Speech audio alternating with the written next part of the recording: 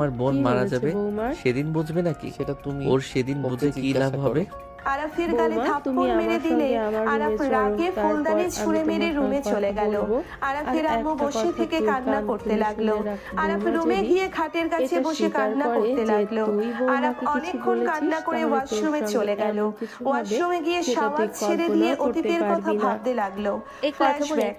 নীল আপু তুমি আমাকে কথা দাও, তুমি আমাকে ছেড়ে কখনো যাবে না। আমি না তোমাকে ছাড়া থাকতে পারবো না। তুমি ছাড়া আমাকে কেউ বোঝে না। জানো আপু, আমাকে যখন সাপে কামড় দিল না, আমি অনেক ভয় পেয়ে গেছিলাম। ভেবেছিলাম আর বুঝি তোমাকে আর আম্মুকে দেখতে পারবো না। বলেছিলাম আমাকে একটু আতিয়া ডাক্তারের কাছে নিয়ে আরাফকে যাওয়ার জড়িয়ে জন্য, ধরে কিন্তু আপনার কপালে ছেলে চুমু নিজেও দিয়ে নিয়ে যাচ্ছে বলল, না, আবার তোর আমাকেও যেতে পাগল, দিচ্ছে না। তোর বড় বোন থাকতে ও তোর আচ্ছা, কিচ্ছু এই হবে না। ব্যাপার, কোনো আমি সমস্যা যতদিন নেই, বেঁচে তুমি আছি কোনো চিন্তা ততদিন করো না। আমি তোর আমি গায়ে এক্ষুনি নীলের একটা সঙ্গে ফুলের কথা টোকাও বলছি। লাগতে দেব না। ও যাবে, তোর ওর ঘাট বিপদে আপদে পর্যন্ত আমি যাবে। সব সময় আমি তো থাকবো। সেটাই বলছিলাম, আপু কিন্তু তুমি আপনার বিষ ছেলে তো কেন আমার কোনো মুখে কথাই শুনে নিয়েছিলে? না।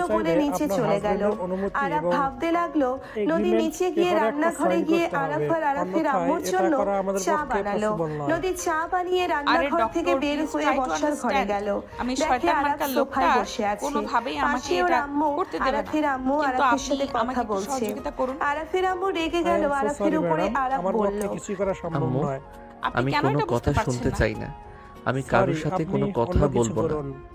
ডক্টর তখন আর নদীকে কোনো কথা বলার সুযোগ না দিয়ে নদী তখন আর কোনো উপায়ন্তর না পেয়ে নদী চা নিয়ে আরাফের আম্মুর সামনে দিয়ে বলল, আর তারপরে আম্মু চা, আরাফ এই নাও তোমার আদা চা। দেখুন মিস্টার, আমি এই নদীর বাচ্চাকে হাত নষ্ট থেকে করতে চা চাই। নিল। এটা আরাফের আম্মু রেগে বলল, অ্যাবর্শন করাতে হলে এইসব চা আপনার অনুমতি বানাতে লাগবে। তোমাকে তো বলছি এখন কি